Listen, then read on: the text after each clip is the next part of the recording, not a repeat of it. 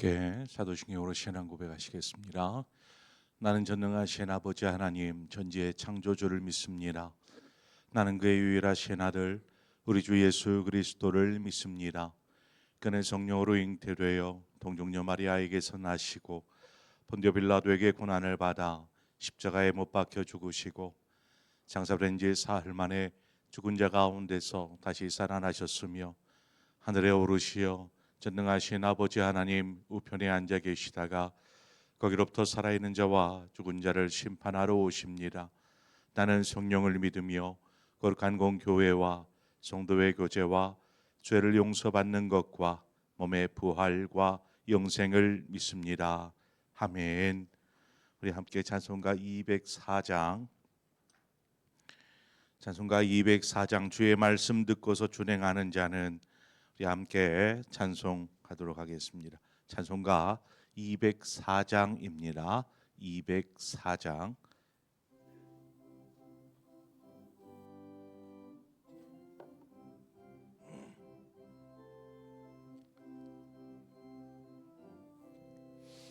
주의 말씀 듣고서 준행하는 자는 반석 위에 터닫고 집을 지음 같아 비가 오고 물나며 바람 부딪혀도 반석 위에 세운 집 무너지지 않네.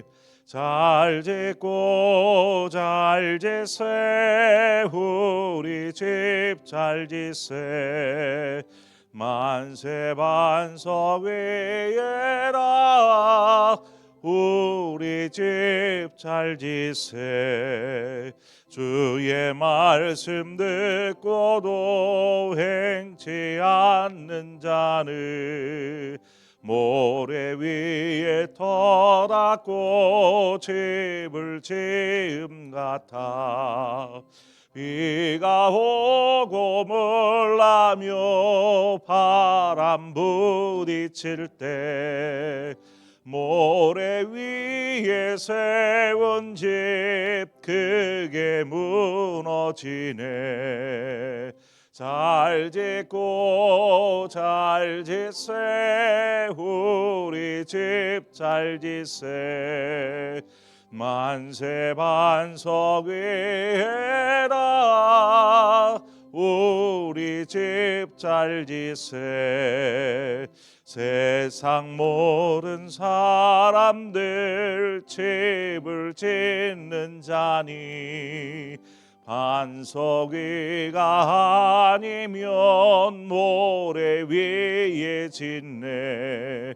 우리 구주 오셔서 지은 상을 줄 때 세운 공로 따라서 영영 상벌 주리. 잘 짓고 잘 짓세 우리 집 잘 짓세 만세 반석 위에라 우리 집 잘 짓세. 아멘. 하나님 말씀 보겠습니다. 학개서 1장 12절에서 마지막 15절의 말씀입니다. 학개서 1장 12절에서 마지막 15절의 말씀 우리 교독해서 보도록 하겠습니다.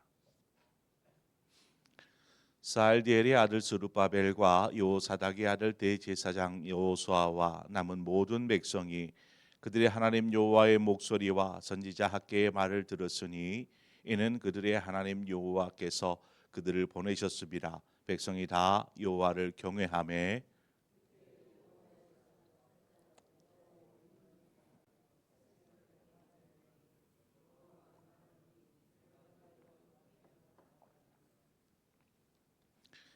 여호와께서 스알디엘의 아들 유다 총독 스룹바벨의 마음과 여호사닥의 아들 대제사장 여호수아의 마음과 남은 모든 백성의 마음을 감동시키심에 그들이 와서 만군의 여호와 그들의 하나님의 전 공사를 하였으니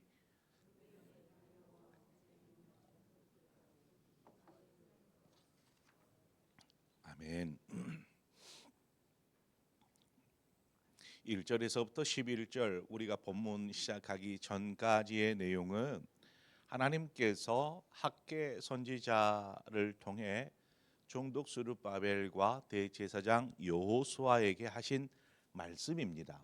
우리가 그 1절에서 살펴보았죠. 그런데 오늘 본문 12절을 보면 이 두 사람 스룹바벨과 여호수아의 남은 모든 백성들이 포함되어 있는 것을 보게 됩니다.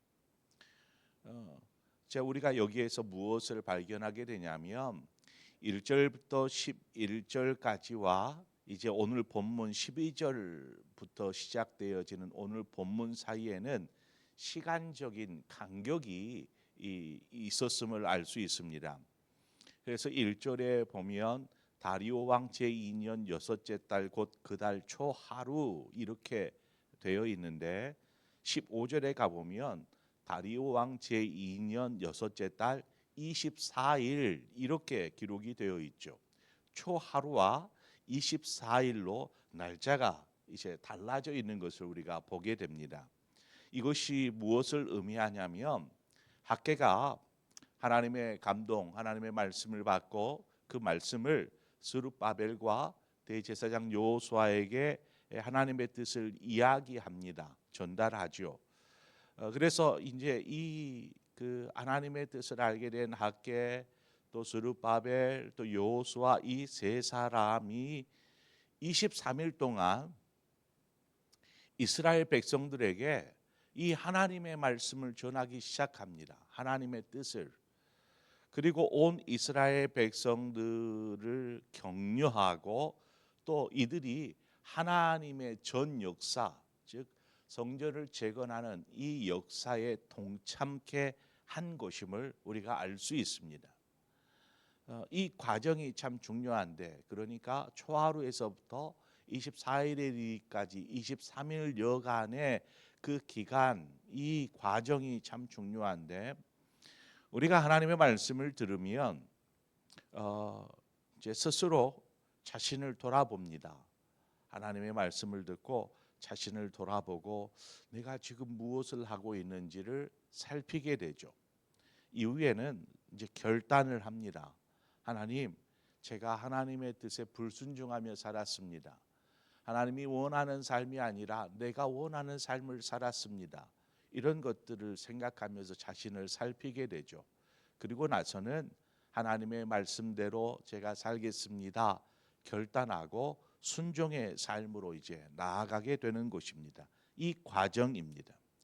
이스라엘 백성이 성전 재건에 대한 이야기를 듣고 아니 뭐 이건 나와 상관없는 일이야 상관없는 이야기야 이렇게 생각하지 않고 지금 학개와 스룹바벨과 여호수아가 온 이스라엘 백성들에게 이야기하는 이 말을 하나님의 뜻을 전하는 이 내용들을 듣고 자신들에게 하시는 하나님의 음성으로 들었더라는 것입니다.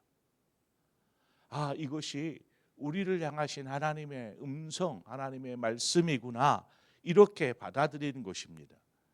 그래서 12절 말미에 가보면 백성이 다 여호와를 경외하매라고 되어 있는데 이 문구에서 그 근거를 찾아볼 수 있어요. 이스라엘 백성들이 이 세 사람의 이야기를 성전을 재건해야 합니다 하는 이야기를 하나님의 음성으로 들었더라는 것입니다. 강단에서 하나님의 말씀이 선포될 때 우리는 그 말씀을 어떤 마음, 어떤 자세로 듣습니까? 여러분은 어떤 것 같습니까?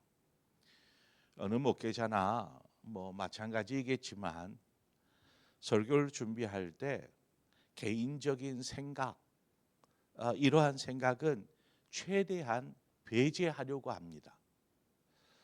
왜냐하면 하나님의 말씀이 목회자의 생각으로 인해 희석되어져 버릴 수 있기 때문에 그렇습니다. 하나님의 말씀이 있는 그대로 전달되어질 때에 바로 말씀의 능력이 나타나기 때문에 그렇습니다. 그런데 거기에 사람의 생각이 들어가기 순간 말씀의 능력들이 희석되어진다라는 것입니다. 그러니까 말씀은 그대로 전달되어져야 하는 것이죠. 하나님의 말씀이 있는 그대로 전달되어져야 합니다.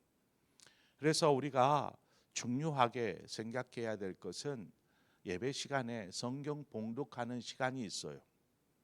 이 성경 봉독하는 시간을 우리는 그냥 읽고 넘어가는데 이 순간이 가장 중요한 순간입니다. 하나님의 말씀에 그 어떤 인간의 생각이 들어가 있지 않은 오로지 하나님의 말씀이 선포되어지는 순간이기 때문입니다. 우리가 그 말씀을 이해하지 못하고 이 말씀이 나하고 뭔 상관이지 이것을 잘 모를 수 있기 때문에 목회자가 이 설교 본문의 말씀을 좀 이해할 수 있도록 또 자신에게 잘 적용할 수 있도록 도와주는 것이 설교이지 가장 중요한 것은 하나님의 말씀이더라는 것입니다. 어떤 목회자는 그냥 성경 한 구절 읽고 그냥 막 이렇게 얘기해요. 그 성경 한 구절하고는 별로 상관이 없는 이야기들을 이렇게 설교하는 경우도 있습니다. 이게 굉장히 위험스러운 건데 하나님의 말씀은 그대로 전달되어져야 합니다. 거기에는 더함도 없어야 되고 뺨도 없어야 합니다.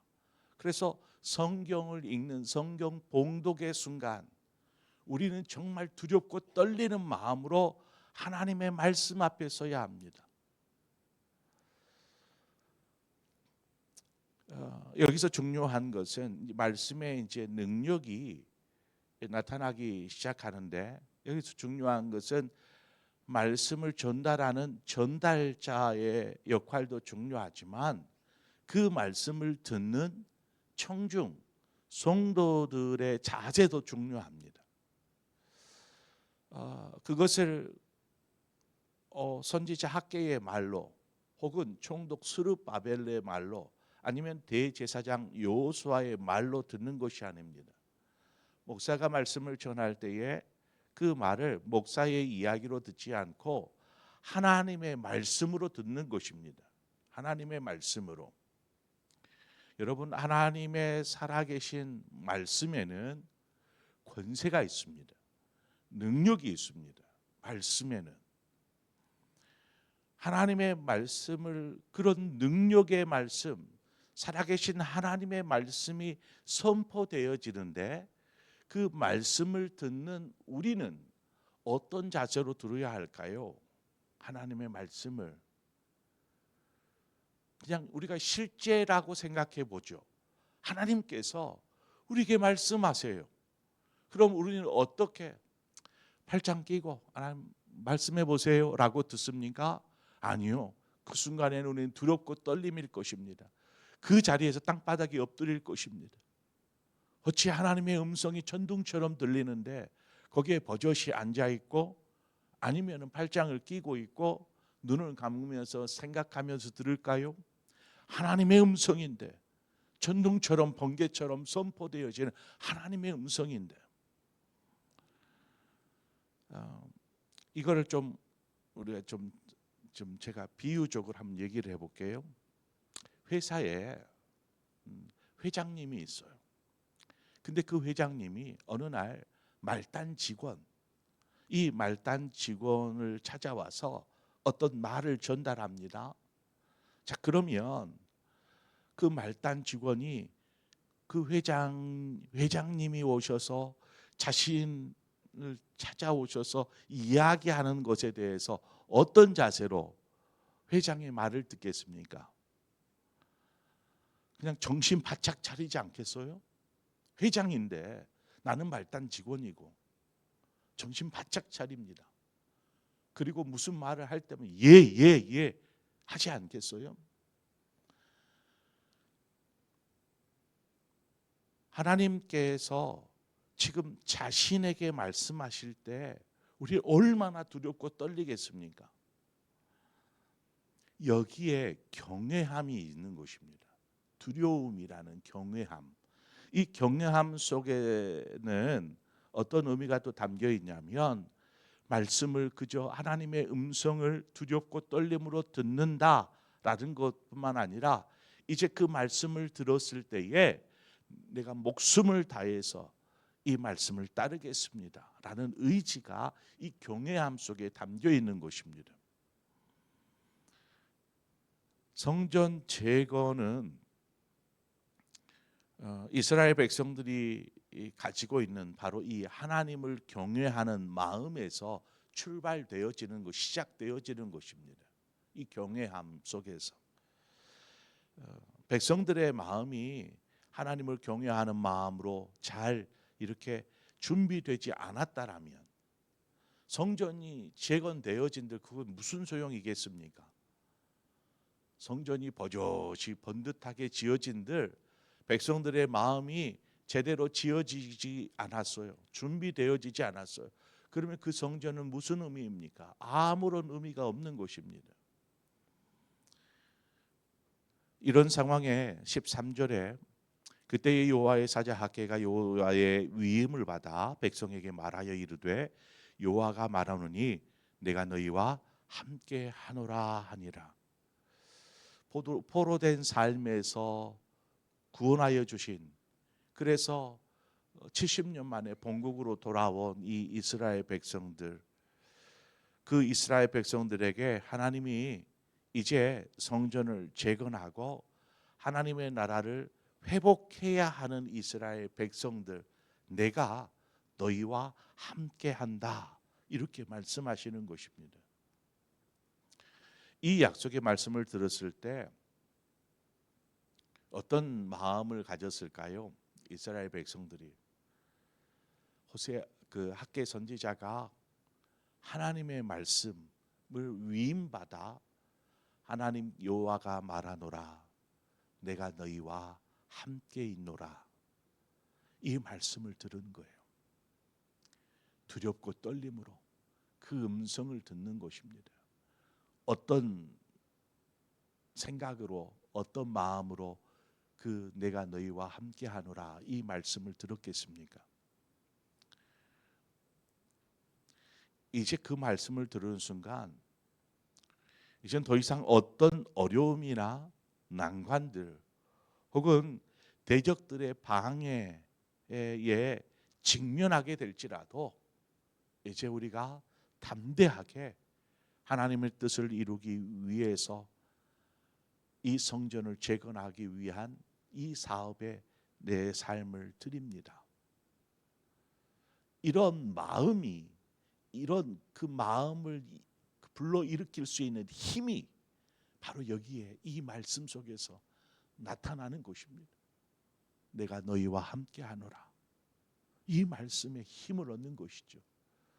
우리를 구원하여 주신 하나님, 우리를 포로됨에서 자유케 하시는 그 하나님, 그 하나님이 나와 함께 하시는데 내가 무엇을 못하겠는가? 여러분, 하나님의 말씀은 앞서도 말씀드렸처럼 그 자체가 능력이고 힘입니다.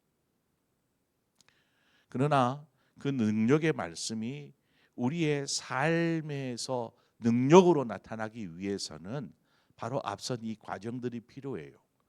말씀에 대하여서 두렵고 떨림으로 들어야 하고 이것이 하나님의 음성으로 들려야 하고 이것이 들려질 때에 우리가 이제 그 말씀대로 순종하여 사는 것입니다. 그래요. 주님 나와 함께 하시니 내가 하나님의 뜻을 이루며 살겠습니다. 주님을 위해 살겠습니다. 이런 순종된 삶으로 이어지는 것이죠.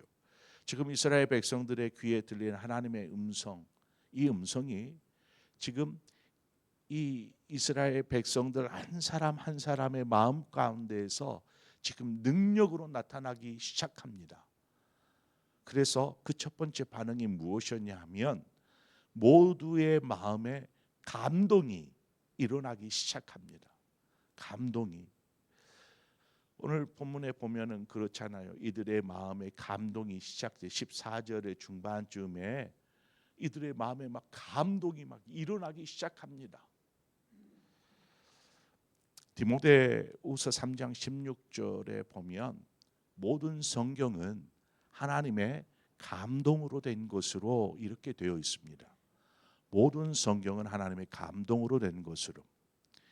이미 성령의 감동으로 말씀이 이미 준비되어 있어요. 그렇잖아요. 모든 성경은 하나님의 감동으로 쓰여져 있기 때문에. 자, 이 감동으로 되어진 말씀이 준비되어졌고 그 감동된 말씀을 그대로 받으니까 그의 마음속에 감동이 일어나는 것입니다. 성령의 감동이 각 사람의 마음속에 동일하게 역사하고 그들의 마음에 그 감동을 일으키기 시작한 것이죠. 여러분 그렇습니다. 우리가 말씀을 들을 때에 하나님의 능력이 그 말씀이 그대로 우리의 마음밭에 들어올 때에 우리 안에서 감동이 시작되어지는 거예요. 그런데 왜 하나님 저는 감동이 없어요. 말씀을 아무리 들어도 때로는 이해도 잘 안 가지만 그냥 듣다가 와요. 어떤 감동이 없어요. 이럴 때에는 성령의 도우심을 구해야 합니다. 하나님의 말씀은 성령의 감동으로 된 것이기 때문에 그 말씀을 듣는 우리에게도 동일하게 성령의 감동, 역사하심이 있어야 하는 것이죠. 그래서 혹여 말씀을 듣거나 말씀을 읽을 때에 감동이 되지 않는다. 그러면 성령의 도우심을 구하십시오. 그래서 예배 전에 오면 다른 거 막 옆 사람 이야기할 것이 아니라 성령님 이 시간 하나님을 예배할 때에 내 마음을 감동시켜 주시옵소서. 하나님의 말씀을 그대로 듣게 하여 주옵소서. 그리고 그 말씀이 우리 안에 감동이 되고 우리 안에 의지가 되고 힘이 되어서 우리의 삶을 하나님의 말씀에 순종하며 살아갈 수 있도록 역사하여 주옵소서. 이런 기도가 필요한 거죠.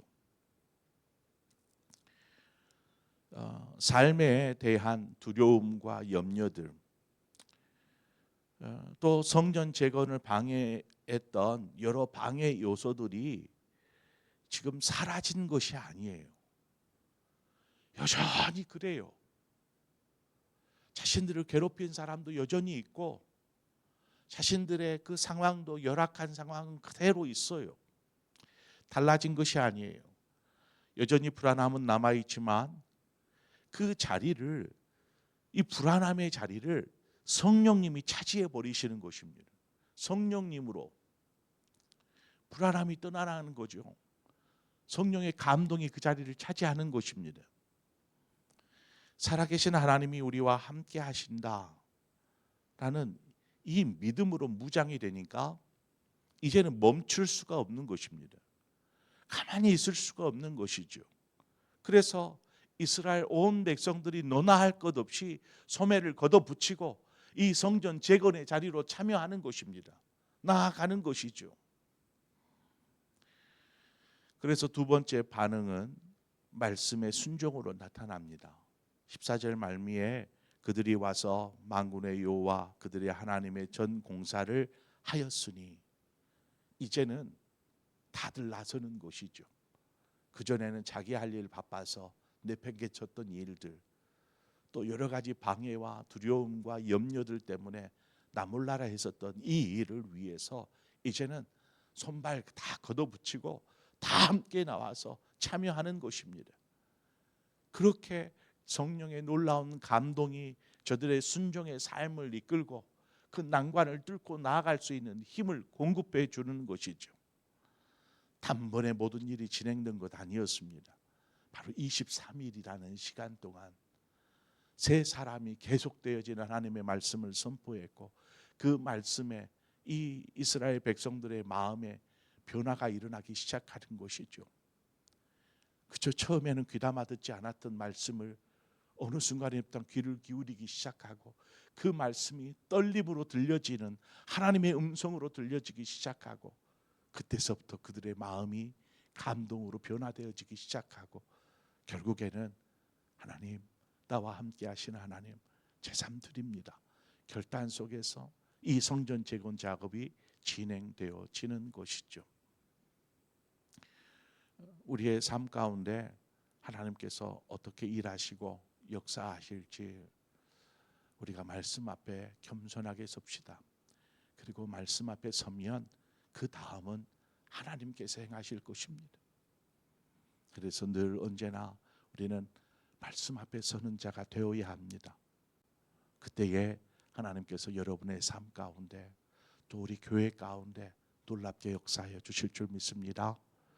기도하겠습니다. 좋으신 하나님 아버지, 은혜와 사랑을 감사합니다.